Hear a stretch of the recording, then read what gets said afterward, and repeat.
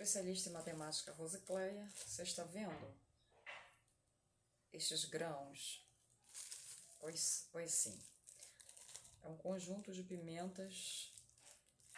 Eu não sei ao certo como chama essas pimentas. Essas pimentinhas amarelas, pimentinha de cheiro.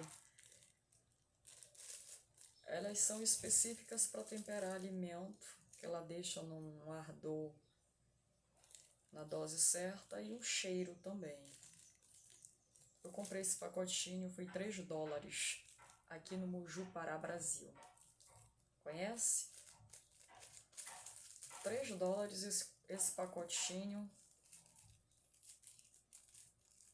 dessa pimentinha. Eu já tive dessa pimenta, eu plantei esse tipo de pimenta aqui na minha propriedade, mas aí a vizinha me pediu, a árvore estava carregada dessas pimentas. Aí a vizinha veio, cresceu o olho, veio, me pediu, eu, de bom coração, mandei ela apanhar. Ela pelou a árvore, com 2 dias depois a árvore morreu, secou. Eu achava que esse negócio de seca-pimenteira seria mito, não teria algo científico. Pode não ter algo científico nisso, mas tem algo espiritual. E a gente sabe que existe o mal invisível, né? Exatamente. O mal, ele opera também no invisível. Eu não acreditava muito nessa coisa, fulano é seca-pimenteira. Mas agora eu acredito. Eu acredito porque já aconteceu comigo. Inclusive a minha árvore era aqui na minha pia. Ela cresceu, ficou bonita, que ela entrou para dentro da pia. Então eu não tinha muito esforço. Quando eu queria pimenta, sempre que eu queria, eu só pegava 1, 2, 3 unidades para fazer o molhinho. E aí a vizinha cresceu o olho, veio pedir uma, levou toda, catou tudinho da árvore. Com 2 dias depois a árvore secou, morreu, que não teve jeito. Eu disse, agora eu acredito nesse ditado de seca-pimenteira. Agora eu acredito, porque aconteceu comigo. Aí eu comprei $3 essa quantidade aqui, ó. Vamos contar? Vamos contar. Para eu fazer um molho. Eu tenho de malagueta na geladeira, mas eu comprei mais essa. Então vai lá. 1, 2, 3, 4, 5, 6, 7, 8, 9,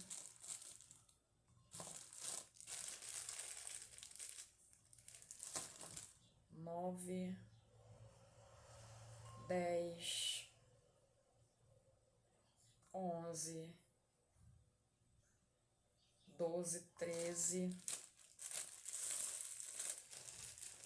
Deixa eu levantar que as costas começou a doer. 13, 14, 15. Deixa eu contar as pimentinhas. 16, 17, 18, 19, 20, 21, 22, 23, 25, 26, 27, 28, 29,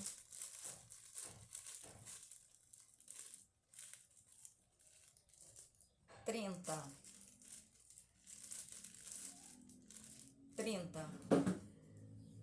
30 multiplicado por 3, exatamente, mais 6 unidades.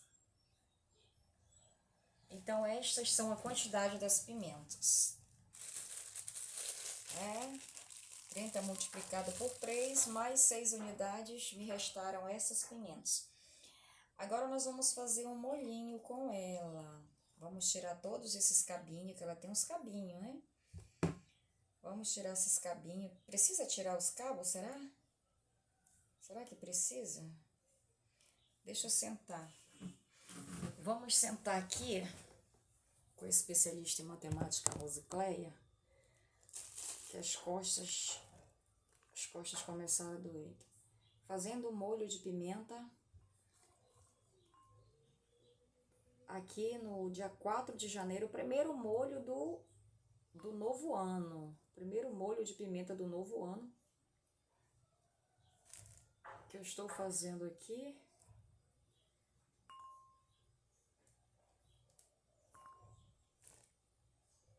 Neste exato momento. Vocês estão sabendo do que está acontecendo na política, no mundo, as guerras, os conflitos? Você que se considera bem informado, o tablet está deslizando. Deixa eu colocar um atrito aqui nele. Vamos fazer um molho de pimenta, comentar a política. Você está sabendo o que está acontecendo aí nos países sul-americanos, Estados Unidos e Venezuela? E qual a sua opinião diante dessa situação? Você consegue vencer esse caos mundial?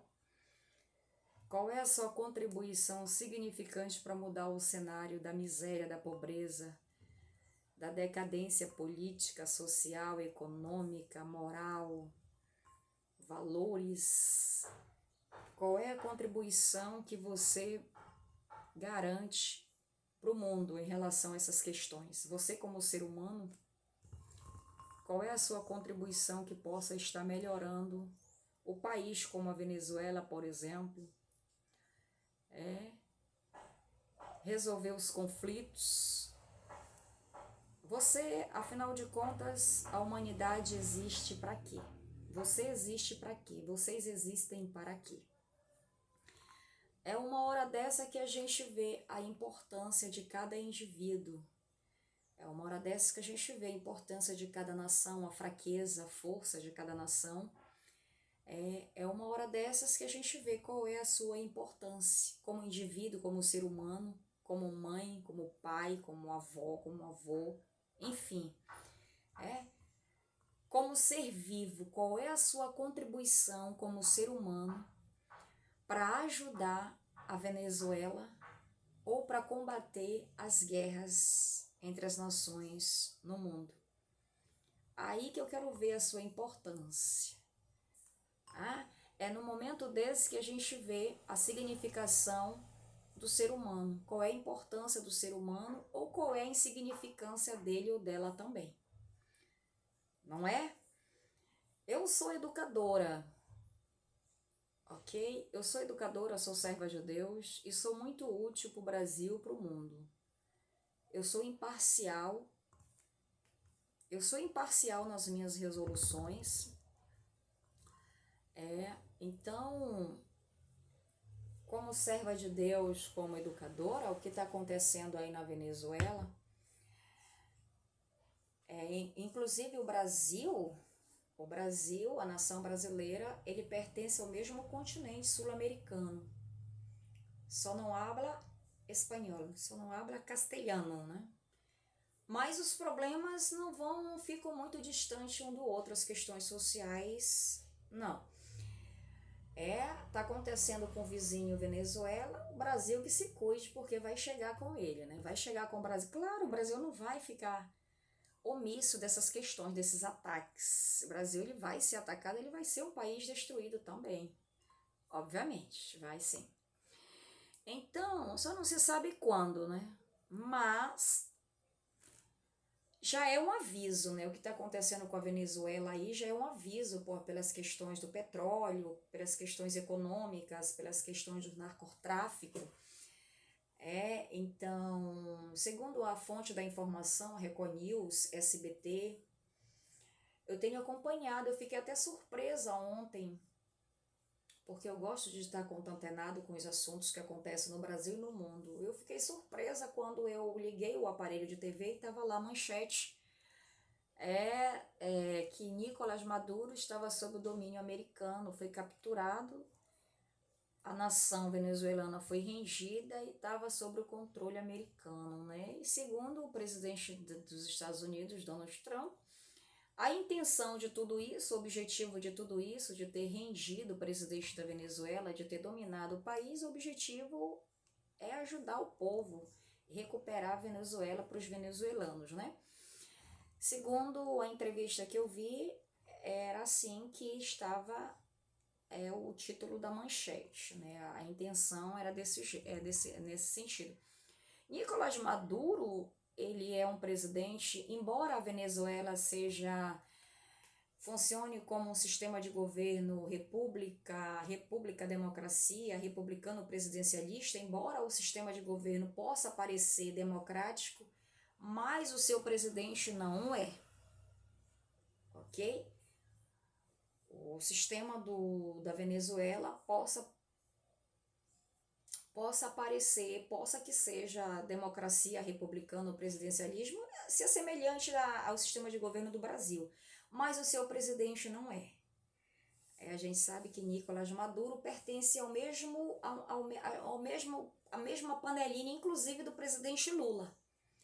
O presidente Lula, ele divide da mesma política do Nicolás Maduro, tanto é que eles são assim, ó, vez ou outra eu vejo nas entrevistas o Lula de beijinho com o Nicolás Maduro, porque eles são da mesma ideia ditatorial comunista, né? Só que aqui no Brasil, o Lula, ele não faz da forma como o Nicolás Maduro faz na Venezuela, fazia na Venezuela, né? Eles são do mesmo partido comunista. Então, geralmente, essas pessoas que defendem essas ideologias, elas vão para o extremismo, se torna um governo ditatorial, um governo carrasco. E Nicolás Maduro, ele se tornou, do pouco que eu acompanhei na mídia, ele se mostrou um presidente muito insensível, muito aquém das questões humanas, políticas, social do país. O país está morrendo de fome, está se refugiando para as outras nações, e ele estava comemorando, festejando ideologias como a questão do comunismo, essas questões aí que Lula defende também, né? Lula faz parte da mesma panelinha aí dessas ideologias de comunismo, exatamente, essa linha opressora aí. Ainda bem que ele não dá uma de doido no Brasil, né? Ainda bem. Mas o que acontece? Nicolás Maduro, embora o sistema de governo da Venezuela seja presidencialismo, república democrática, acredito, mas o seu governo não é. Nicolás Maduro não é democrático nem um pouco. Ele se mostra um governo autoritário, né? Ele defende essa bandeira aí da ditadura, né? Enfim, todo mundo tá vendo aí. Aí o que acontece é o que já aconteceu. Ele foi dominado por questões, acredito que os Estados Unidos tentou apaziguar no começo e ele resistiu. Os Estados Unidos interferiu, porque os Estados Unidos é uma nação dita de primeiro mundo, é uma nação de inteligência, de conhecimentos, né, belicamente armado, enfim. Então, a Venezuela é um país de terceiro mundo, de quarto, quinto mundo, é um país fraco. Não só ela, como todos os países do continente sul-americano não têm condições em nenhum sentido de disputar uma guerra, um conflito com nações oponentes ditas do primeiro mundo, superpotência, que é o caso dos Estados Unidos, alguns países da Europa, da Ásia, enfim, não tem condições. Os países chamado de submergente, exatamente de terceiro mundo, não tem condições em nenhum sentido para disputar guerra, conflitos com ninguém. Não tem condições política. O Brasil não tem, nenhum país do continente sul-americano não tem condições políticas, não tem condições bélicas, não tem condições morais não tem condições intelectuais, não tem condições financeiras, de qualquer que seja o sentido para se opor a uma nação dita do primeiro mundo aí, esse pessoal aí, ok? E o que aconteceu com a Venezuela? Acredito que no primeiro momento Donald Trump ele se mostrou pacífico, houve uma interferência, Nicolás Maduro resistiu, achando que ia ter aliados para lhe ajudar e no final acabou na sua prisão e na derrota do seu país, né? Pelo que eu venho acompanhando, as questões das mazelas dos países sul-americanos, do continente sul-americano, eles estão em decadência, né? Decadência, tanto é que os refugiados da Venezuela, vez ou outra eu encontro com uma família refugiada, seja aqui no Moju, onde eu moro, Moju, Pará, Brasil. Outro dia eu fiz uma entrevista com uma família da Venezuela. Eu entrevistei, eu fui até o Banco do Brasil fazer um procedimento bancário e lá estava uma família refugiada no além, fazendo uma cabaninha improvisada para poder aquecer os seus filhos, né? Eram venezuelanos que estavam fugindo da fome, dos problemas sociais da Venezuela. Então, vez ou outra eu encontro, não só aqui em Moju, no Pará, no meu município, mas em Marabá, Pará também. Da outra vez que eu fui tratar do meu concurso público para professora de pedagogia, que eu sou classificada lá, no meu retorno para o meu município, eu encontrei 2 famílias deitadas no chão, venezuelanos, né? Eu até dei a minha marmita de alimento para eles. Belém, na capital paraense, Brasil, também eu tenho encontrado com muitos refugiados de muitos países do sul-americano, venezuelanos, enfim. Então, é um problema óbvio, notório, que está à vista de todos, né? São pessoas que estão procurando comida em outros lugares. Ainda bem que aqui no Brasil eu acho que eles encontram alguma coisa, né? É difícil. E como cristã e como educadora, professora, eu tenho analisado e tenho intervido da forma coerente como tem que ser. Eu sempre converso, eu não fico aquém do problema. Eu não me omito ao problema. Eu não vejo eles como um problema. Eles são refugiados, são estrangeiros, e a gente sabe, é sabido que eles estão se refugiando da fome. A Venezuela é um país que está decadente, né? Então estão. E eu sei disso, como serva de Deus, como educadora, eu estou sabendo. Então eu não me mostro aquém da situação. Sempre quando eu vejo estrangeiros no meu município, no meu estado, Pará, no meu município, Moju, em qualquer que seja, eu sempre me mostro solidária, humana com as questões. Eu ajudo de alguma forma, eu converso, eu troco alguma palavra. São questões humanas. Humanas como serva de Deus, professora, especialista, mãe, avó, minha filha bióloga, meu netinho Thomas Lopes, minha filha especialista Thais Lopes. Eu não me omito à situação. Eu não sou dessa de dizer o problema é teu, se lasca pra lá, não. Não foi para isso que eu me formei, não foi para isso que eu me formei, não é essa a visão como educadora, não é essa atitude como cristã, né? Como família formada que eu tenho, como abençoada que eu sou. Então eu sempre me importo, sim, falo 2, 3 palavras com ele. Donde eres? Como te passas? Aí ele sempre, donde eres? A primeira coisa quando eu vejo, eu percebo que eles hablam castelhano. Aí a primeira pergunta que eu faço é donde eres? Como te passas? Donde eres? Donde vem? Aí eles se identificam, né? Nós outros somos de Venezuela, de Peru, enfim, né? Eu sempre encontro essas pessoas. E a outra família que eu encontrei aqui outro dia aqui no Moju era venezuelanos, né? Era noite. E eu perguntei, ¿dónde eres? Como te llamas? Qual te hambre?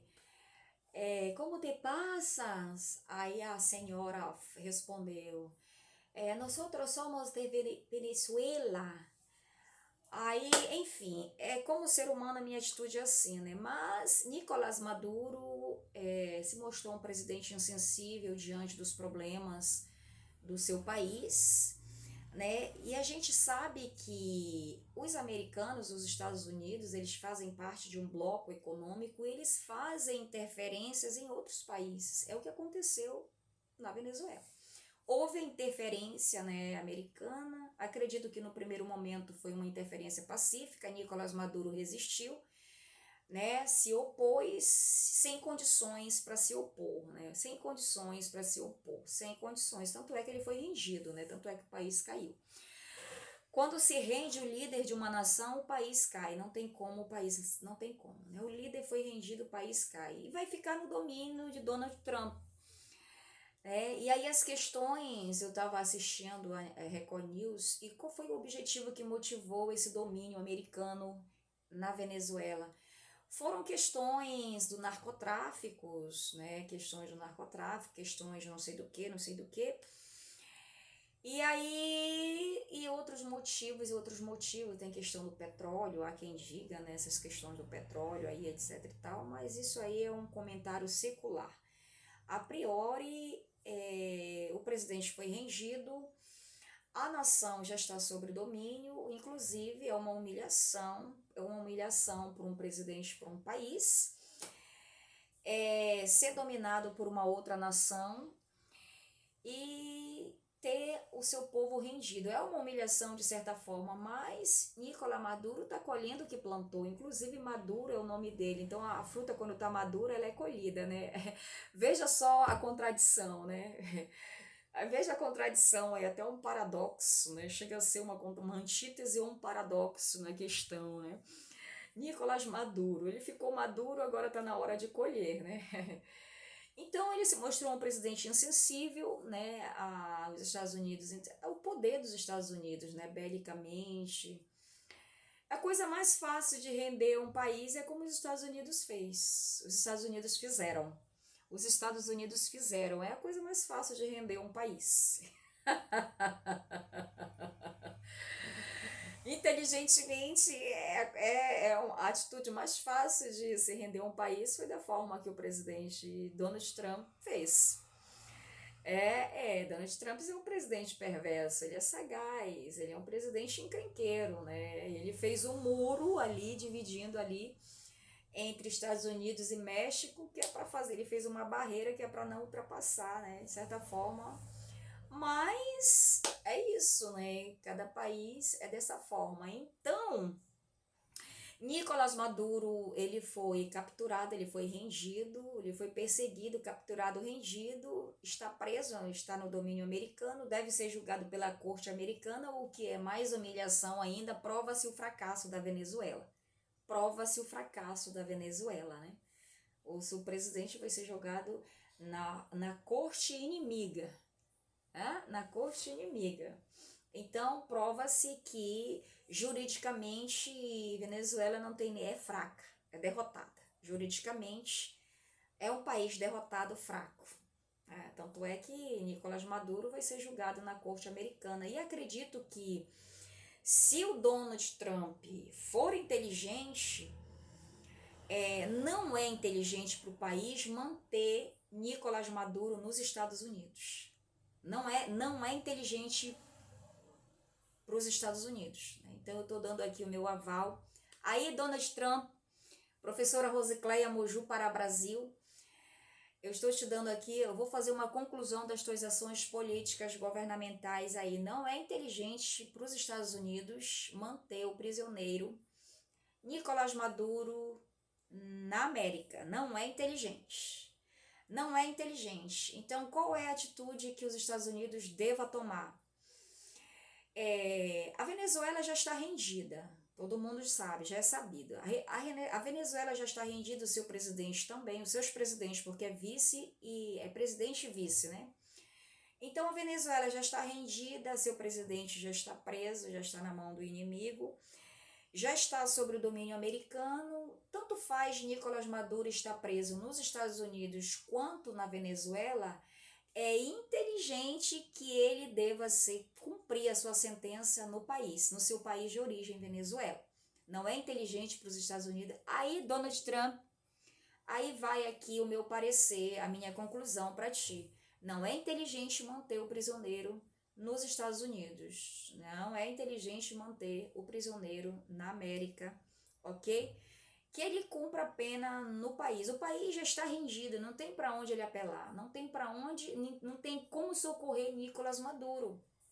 Não tem como socorrer. Os aliados, Acredito que os aliados, as superpotências, não vão querer comprar briga, pagar para ver. Acredito que a Rússia, aí os outros países não vão querer comprar briga contra os Estados Unidos. Eles não vão querer por questões históricas, né? Por questões históricas, acredito que os outros países aí, como a Rússia, não vai pagar para ver, não vai entrar nessa briga aí entre Venezuela e Estados Unidos, até porque não é vantajoso para a Rússia.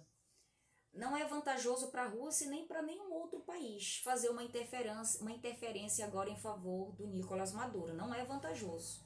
Politicamente não é vantajoso para a Rússia ou para qualquer outro país interferir nessas questões aí de conflito, de guerra entre Venezuela e Estados Unidos. Não é interessante. Então acredito que não tem alguém para socorrer Nicolás Maduro. Não tem, ele está rendido, ele está sob domínio do inimigo, não tem para onde ele apelar. A melhor coisa que ele deve fazer é cumprir a pena sem se opor. Sem se opor, porque se ele se opor, ele já foi rendido, né? Ele já passou pela maior humilhação que ele passou, que ele foi rendido dentro do seu próprio país. Então isso é uma humilhação máxima para um presidente, para um país. Ele já está rendido, ele está sob o domínio do inimigo. Então se ele se opor a isso, o que vai acontecer é o fim dele. Eu já estou fazendo aqui uma análise de tudo isso aí, como professora, como educadora, como serva de Deus. A melhor coisa é Nicolás Maduro, ele cumprir a sua sentença caladinho, quietinho, porque não tem como ele se opor a isso. Não tem como ele se opor a isso de forma alguma, porque ele já está rendido, ele está sob o domínio do inimigo. O inimigo sabe como derrotar, tanto é que o derrotou. Então a melhor coisa é ele cumprir a pena, seja nos Estados Unidos, seja na Venezuela, ele se render. Tem jeito mais para o Nicolás Maduro. Não tem como mais ele se erguer.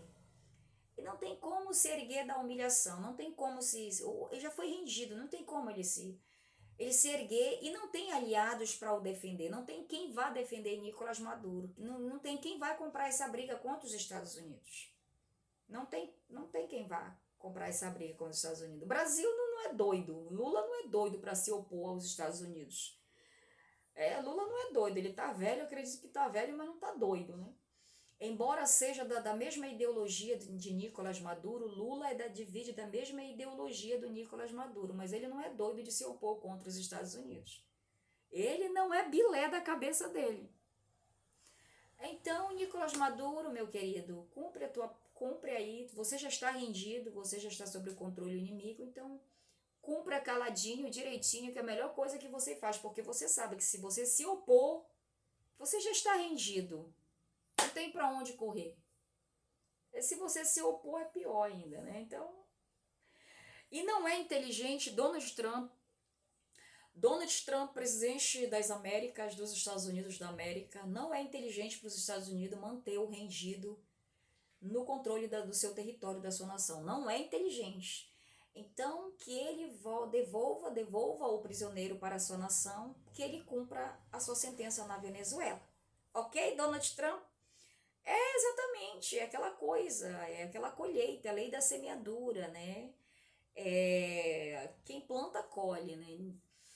E que Deus abençoe e ajude aí o país da Venezuela, né? Que Deus abençoe aí esse povo, o povo mais carente, né? Os mais prejudicados são os mais empobrecidos da nação. Inclusive La Guaiva, que é a capital de um estado da Venezuela, onde sofreu ataques de mísseis aéreos americanos, né? Eu tenho acompanhado Eu tenho acompanhado todas as questões aí. Então, é pimenta, hoje é domingo 4, mas a situação não é fácil não. Só olhando assim, assistindo, pimenta, eu estou com a pimenta, né? Pimenta no olho do outro é refresco, né? Mas quando é no teu, tu chora, né? Tu geme, pois exatamente. De certa forma, embora Nicolás Maduro não tenha dado assistência para o seu povo, mas isso é uma humilhação muito grande para uma nação, para um presidente ser rendido, ser dominado desta forma. É uma humilhação, é o colapso total da destruição, né? Mas ele só colheu o que ele plantou, né? É isso que dá. Começar a se achar, se achar, se achar, é isso que dá, né? E ele é um ditador, ele se autodeclarou dono do poder ali da Venezuela, não estava nem aí. Então, a consequência de todos esse extremismo, desse autoritarismo dele é isso aí, ó. Foi rendido de uma forma muito fácil, né? Tá vendo como é fácil derrotar uma nação? Fácil, fácil, fácil, fácil. Os Estados Unidos nem invadiu, tá vendo? Fácil. É que tá cheirando a pimentinha, olha. Tá, meu. Não, você não tem noção como essa pimentinha cheira. Então, os Estados Unidos venceu, dominou a Venezuela de uma forma muito fácil. Fácil, fácil, fácil, como tirar doce da mão de criança, né? Exatamente. E fica aí um aviso pro Brasil, né? Fica aí um aviso pro Brasil, porque tem um ditado que diz assim, olha, quando tu vê a casa do vizinho pegar fogo, começa a jogar água na tua. É por aí. A Venezuela é vizinha do Brasil, não é isso? Não faz divisa aí com o Brasil? Bom, não sei. Mas aí é bom que o Brasil comece a jogar água aí no seu território, né?